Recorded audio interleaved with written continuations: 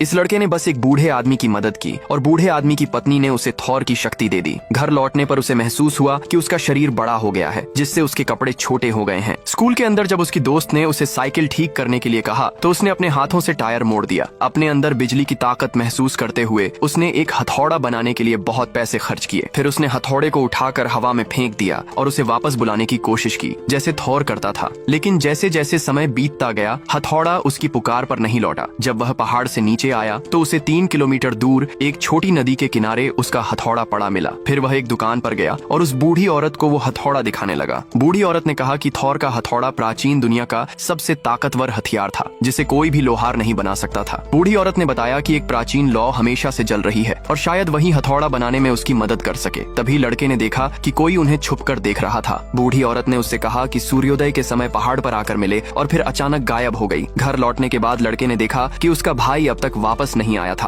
अपने भाई की तलाश में वह निकला तो उसे एक अजीब सी जलती हुई लौ मिली। उधर बूढ़ी औरत का सामना उस व्यक्ति से हुआ जो दिन में उन्हें देख रहा था। हालात बिगड़ते देख बूढ़ी औरत ने अपना सिर झुकाया, अपने हार को चूमा और अगले ही पल वह एक बाज में बदलकर उड़ गई। लड़का अपनी क्रश की याद में मुट्ठम हिल्लालम खेल रहा था। तभी उसकी माँ उसे खाना खाने बुलाती है। लड़का घबराकर जल्दी से जाता है, लेकिन खाना खाते समय उसके प्राइवेट पार्ट में बहुत जोर से दर्द हो रहा था। यह देख उसकी माँ हैरान होकर दर्द कम करने वाला गोली लाकर देती है। दर्द इतना ज्यादा था कि वह कंट्रोल ही नहीं कर पा रहा था। लेकिन अगले दिन स्कूल टॉयलेट में लड़के के सुसु की जगह खून निकलता है तो उसके साथ साथ उसके दोस्त भी यह देखकर दंग रह जाते हैं और माँ बाप उसके कल रात वाले दर्द का कारण जानने के लिए उसे अस्पताल ले जाते हैं। डॉक्टर चेकअप करके मुझे समझ नहीं आया, बड़े अस्पताल में चेकअप करवाओ कहती है। उसके अगले दिन लड़का रेस में दौड़ते समय गिर जाता है और एक सीनियर उसे उठाकर लाके बेड पर सुलाता है। तभी उसने देखा कि लड़के के प्राइवेट पार्ट में से खून निकल रहा था। लड़का यह बात माँ बाप को बताता है। फिर वो उसे बड़े डॉक्टर से दिखाते हैं तो डॉक्टर, अरे बाप रे, आपका बेटा कोई लड़का नहीं एक लड़की है और इतने दिनों से उसे पीरियड्स हो रहे थे। यह सुनकर माँ बाप का आसमान हिल जाता है, पर माँ उसे यह बात बताती नहीं। लेकिन जब वो स्कूल गया, कमेंट पार्ट 2।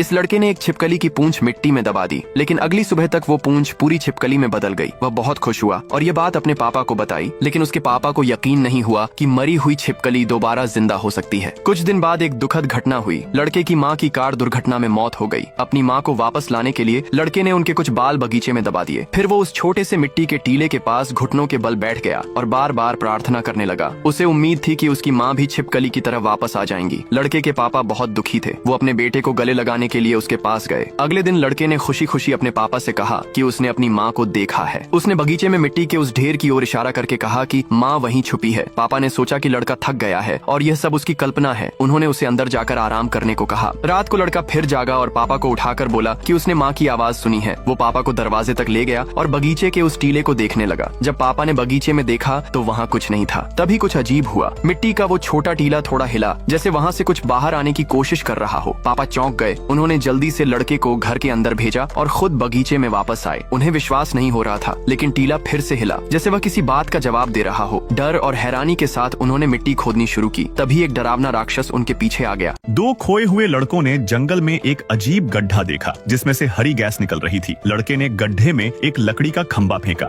जब वो नीचे गिरा तो उन्हें वास्तव में पता चल गया कि गड्ढा कितना गहरा है। दोनों ने गड्ढे में झांका और एक बदबूदार हवा उनके चेहरे पर आई। तभी उन्हें एहसास हुआ कि उनके स्कूल के पास की बदबू सीवर से नहीं बल्कि इसी गड्ढे से आ रही थी। चार्ली को यह देखकर हैरानी हुई कि उसके लाइटर की लौ हरी हो गई थी। उसे लगा कि नीचे कुछ बुरा हो सकता है। उसका दोस्त उसे तुरंत रोकते हुए बोला कि अगर वहाँ जहरीली गैस हुई तो लाइटर से आग लग सकती है। जैसे ही चार्ली ने लाइटर को वापस पकड़ा, अचानक अलार्म बज उठा। दोनों जल्दी से वहाँ से भागे और किस्मत से कोई उनका पीछा नहीं कर रहा था। लेकिन उस रात गड्ढे में से डरावनी आवाजें आने लगी। तभी पास ही में खड़ी ड्रिलिंग टीम ने गड्ढे में कुछ अजीब देखा। उन्होंने पाया कि कुछ बहुत खतरनाक चीजें बाहर आ रही थीं। फिर अचानक गड्ढे से दहाड़ने की आवाजें आने लगी। ड्रिलिंग टीम के लोग बाहर निकले। तभी एक विशाल राक्षस लोहे के दरवाजे से टकराया और ड्रिलिंग टीम पर हमला कर दिया। सभी ड्रिलिंग टीम के लोग मारे गए। इस बीच दोनों लड़के अपने दोस्तों को गड्ढे में वापस ले आए। वहाँ उन्हें एक अजीब सा कीड़ा मिला। लड़की को वो कीड़ा बहुत प्यारा लगा। तभी अचानक से उसने लड़की पर हमला कर दिया। लड़की ने उस कीड़े को अपनी शर्ट में लपेटा और पेड़ के तने पर पटकने लगी। इससे पहले कि वो कुछ समझ पाते, उनके चारों ओर डरावनी आवाजें गूंज उठी।